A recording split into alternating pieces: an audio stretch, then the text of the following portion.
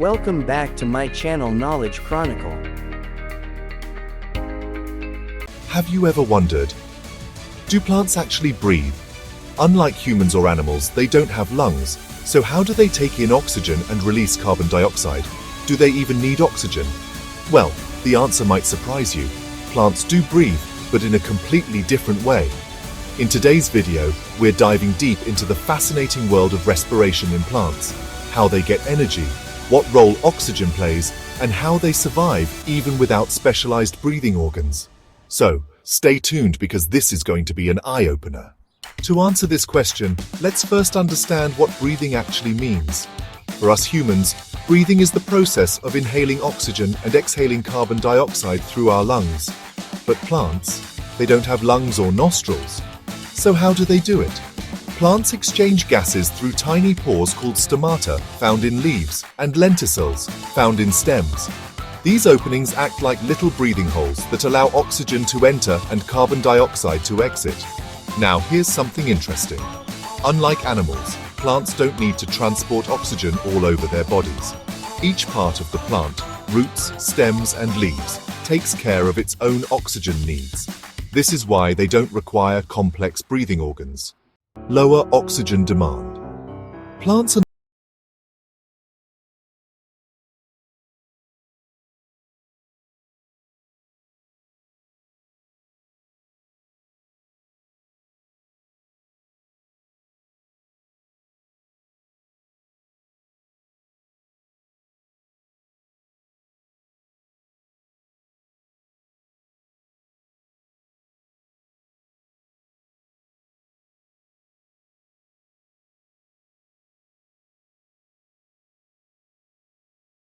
a network of air spaces, making gas exchange even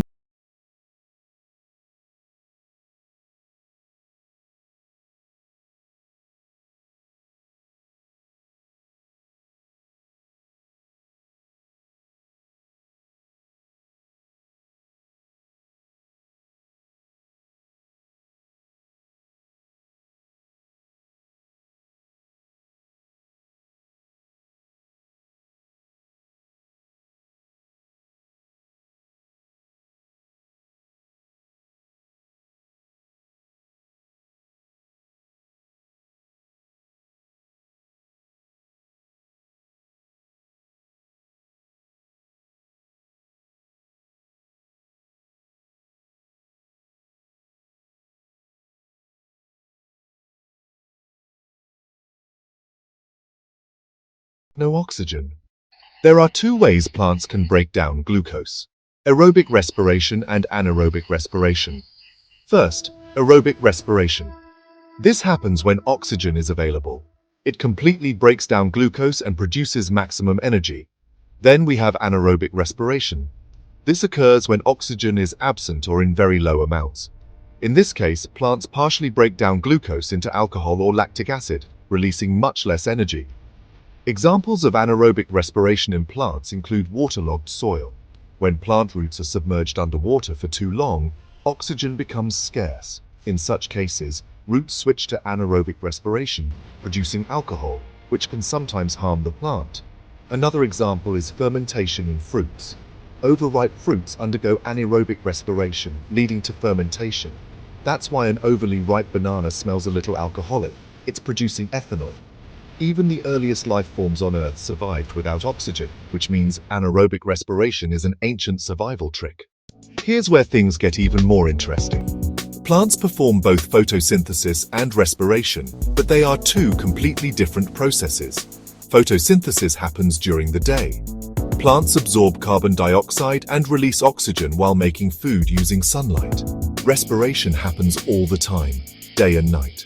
Plants take in oxygen and release carbon dioxide to break down the food they made during photosynthesis. Think of it this way. Photosynthesis is like cooking food, while respiration is like eating it to get energy. Each part of the plant has a different way of getting oxygen. Leaves use stomata to take in oxygen and release carbon dioxide. Stems use lenticels, tiny openings in the bark for gas exchange. Roots absorb oxygen from air spaces in the soil. This is why overwatering a plant can kill it. Too much water fills these air spaces, suffocating the roots. Understanding plant respiration is crucial.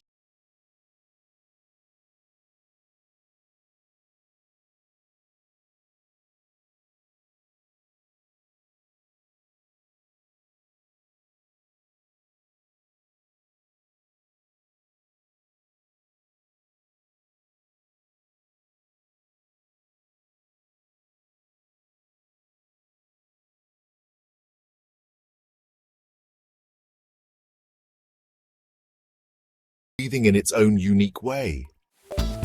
And that's the amazing story of how plants breathe and survive.